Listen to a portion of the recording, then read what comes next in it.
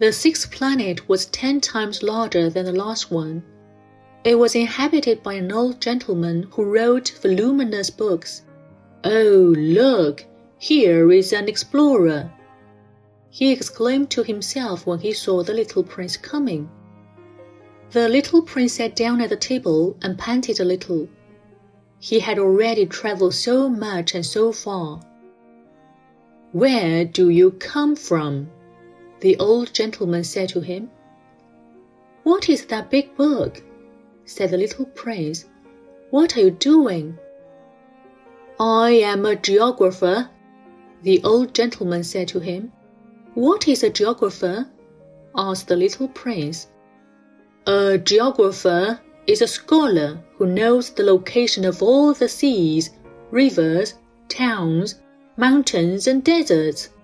"That is very interesting," said the little prince. "Here at last is a man who has a real profession." And he cast a look around him at the planet of the geographer. It was the most magnificent and stately planet that he had ever seen. "Your planet is very beautiful," he said. "Has it any oceans?" "I couldn't tell you," said the geographer. "Ah," the little prince was disappointed. "Has it any mountains?"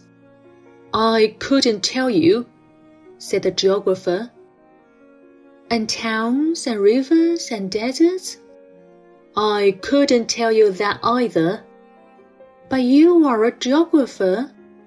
"Exactly," the geographer said. "But I am not an explorer. I haven't a single explorer on my planet.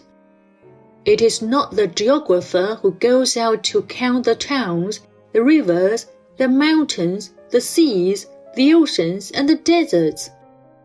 The geographer is much too important to go loafing about. He does not leave his desk, but he receives the explorers in his study. He asks them questions and he notes down what they recall of their travels.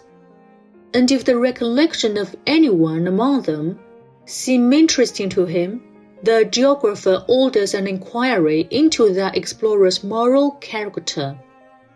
"Why is that?" "Because an explorer who told lies would bring disaster on the books of the geographer.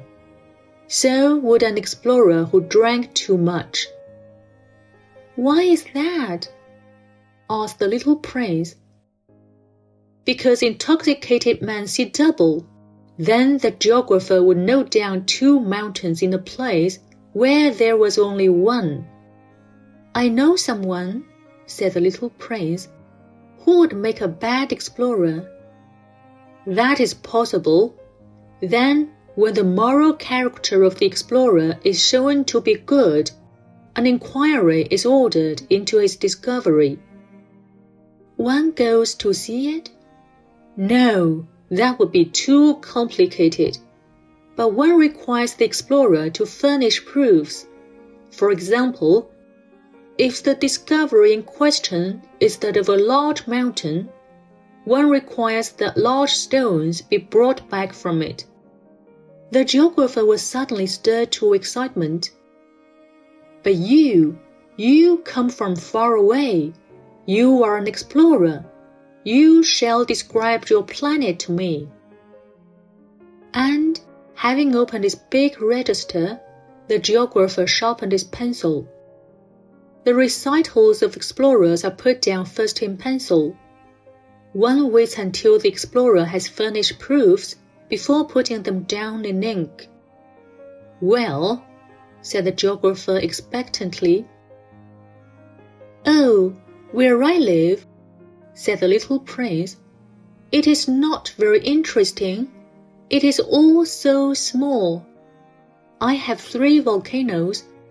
2 volcanoes are active, and the other is extinct.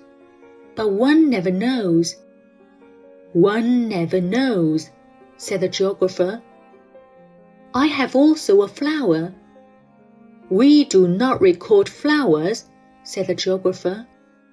"Why is that? The flower is the most beautiful thing on my planet." We do not recall them, said the geographer, because they are ephemeral. What does that mean, ephemeral? Geographies, said the geographer, are the books in which, of all books, are most concerned with matters of consequence. They never become old-fashioned. It is very rarely that a mountain changes its position. It is very rarely that an ocean empties itself of its waters. We write of eternal things. But extinct volcanoes may come to life again. The little prince interrupted. What does that mean, ephemeral? Whether volcanoes are extinct or alive, it comes to the same thing for us, said the geographer. The thing that matters to us is the mountain. It does not change. But what does that mean, ephemeral? Repeated the little prince, who never in his life had let go of a question once he had asked it. It means which is in danger of speedy disappearance. Is my flower in danger of speedy disappearance? Certainly it is. My flower is ephemeral, the little prince said to himself, and she has only 4 thorns to defend herself against the world. And I have left her on my planet, all alone. That was his first moment of regret, but he took courage once more. What place would you advise me to visit now? He asked. The planet Earth, replied the geographer. It has a good reputation. And the little prince went away, thinking of his flower